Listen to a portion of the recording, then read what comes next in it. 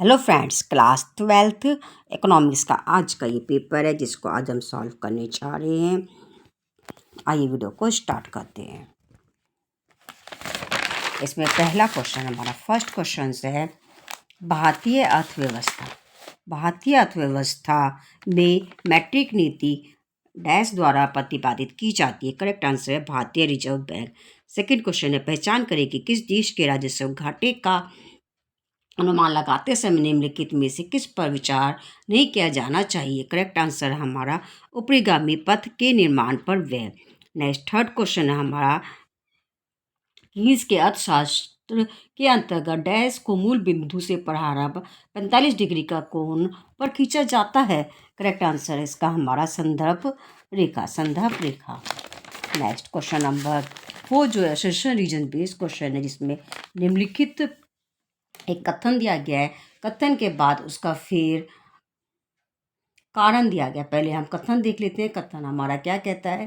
कथन हमारा कह रहा है कि सार्वजनिक वस्तुओं के संदर्भ में किसी भी व्यक्ति को लाभ उठाने से वंचित नहीं किया जा सकता। कथन सही है। और कारण कह रहा है कि सार्वजनिक वस्तुएं गैर प्रतिबाधित व गैर अपजनीय प्रकृति की होती है। जो ये भी कारण भी सही कह रहा है। तो हमारा इसका करेक्ट आंसर क्या हो जाएगा, ए ऑप्शन।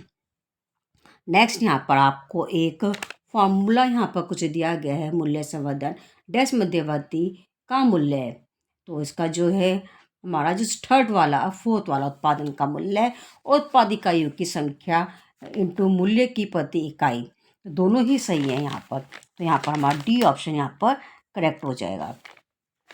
नेक्स्ट क्वेश्चन में वो कह रहा है बैंकों के बैंकर के नेक्स्ट कह रहा है कि मान लीजिए कि किसी अर्थव्यवस्था में स्वतः उपयोग 100 करोड़ है तथा कुल उपभोग 130 करोड़ है।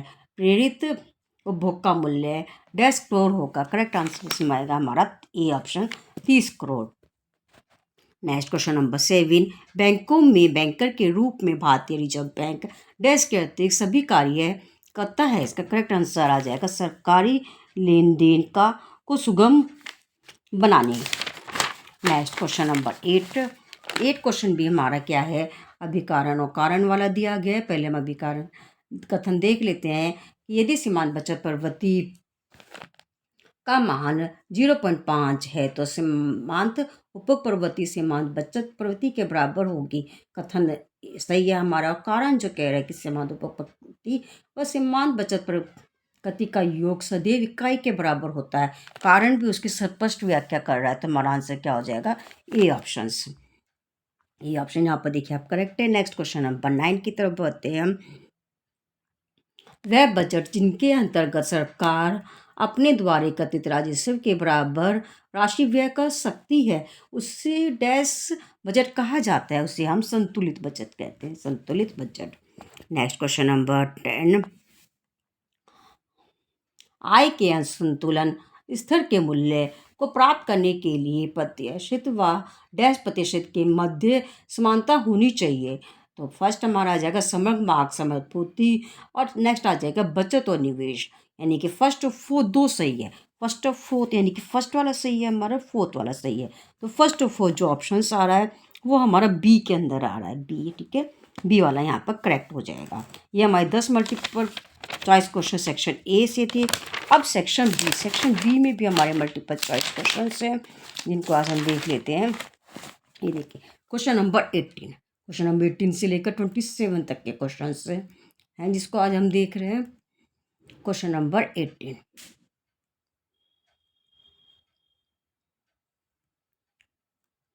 कृषि का डैश स्व उपयोग के बजाय खुले बाजार में बिक्री के लिए उत्पादित फसलों को संदर्भित करता है। करेक्ट आंसर आ जाएगा हमारा ए ऑप्शन व्यवसायीकरण। नेक्स्ट कथन कह रहा है कि 1978 में कानून भूमि को खेती के लिए व्यक्तिगत ग्रस्तों को छोटे छोटे भूखंडों में विभाजित कर के दिया गया था। ये गलत कह रहा है कि फॉल्स है। नेक्स्ट कानूनी व्यवस्था के अंतर्गत पेशेवरों को काम करने व सीखने के लिए ग्रामीण इलाकों से प्रेषित किया जाता था। ये भी गलत है, दोनों ही गलत है, कथन एक और कथन दो। तो हमारा डी ऑप्शन यहाँ करेक्ट आ जाएगा। क्वेश्चन नंबर 20 उन विकल्पों का चयन कीजिए जो कि सूचना और प्रौद्योगिकी की भूमिका को उजागर करते हैं। पहला धान्य विकास प्रदान करना, खाद्य सुरक्षा की प्राप्ति, उभरती प्रौद्योगिकी के बारे में जानकारी प्रसारित करना, तीनों ही सही है फर्स्ट सेकेंड थर्ड। तो यहाँ पर हमारा क्या हो जाएगा, डी ऑप्शन करेक्ट हो जाएगा। नेक्स्ट क्वेश्चन नंबर 21, फिर वही अभिकरण कारण वाला दिया गया है। अभिकरण यहाँ पर दिया, भूमि सुधार के अंतर्गत भारत सरकार द्वारा किसी भी व्यक्ति के स्वामित्व की न्यूनतम सीमा का आकार निर्धारित किया गया था, सही है। और कारण कह रहा है कि भूमि सीमा निर्धारण का उद्देश्य के कुछ हाथों में केंद्रित होने से रोकना था, कारण भी सही है इसका, उसकी व्याख्या भी सही कर रहा है, तो हमारा ए ऑप्शन यहाँ पर करेक्ट है। नेक्स्ट, अपने खेत व्यवसाय आदि को स्वतंत्र रूप से संचालन करने वाले व्यक्ति को डैश कहते हैं, करेक्ट आंसर आ जाएगा डी ऑप्शन हमारा स्वनियोजित। नेक्स्ट क्वेश्चन नंबर 23 क्वेश्चन में क्या कह रहा है, कृषि विपणन एक ऐसी प्रक्रिया है जिसमें